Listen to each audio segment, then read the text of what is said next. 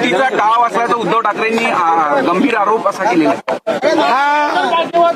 पहिल्यांदा तर याला गंभीरतेनेच मी घेत नाही. याचं कारण त्यांच्याकडे दाखवायला काही नाही. 25 वर्षात काही काम केलं नाही. त्यामुळे अफवांचा बाजार उठवून आपल्याला मतं मिळू शकतील असं जे त्यांना वाटतंय, मला असं वाटतं 16 तारखेला हे स्पष्ट होईल. त्यांच्या अफवांवर कोणी विश्वास ठेवणार नाही.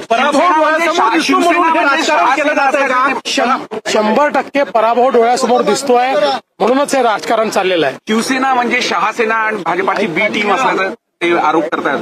पहिल्यांदा थोडी बोलले, ते अनेक वेळा बोलले. प्रश्न हा आहे की ते बोलल्यानंतर कोणाचा त्यांच्यावर विश्वास आहे का? विधानसभेमध्ये ते असंच बोलत होते, तरी लोकांनी आम्हाला आणि शिंदेजींना निवडून दिलं. नगरपालिकेमध्ये पुन्हा आम्हालाच निवडून दिलं. आता महानगरपालिकेत जनता आम्हालाच निवडून देते.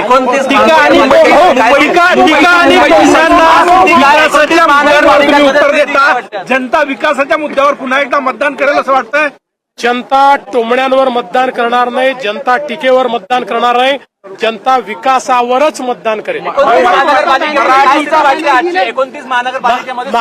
माझा असा कयास आहे की 29 महानगरपालिकेत आमची स्थिती चांगली आहे. किमान 27 महानगरपालिकांमध्ये महायुतीच्या 3 पक्षापैकी कुठल्या तरी पक्षाचा महापौर असेल आणि भाजप नंबर 1 असेल.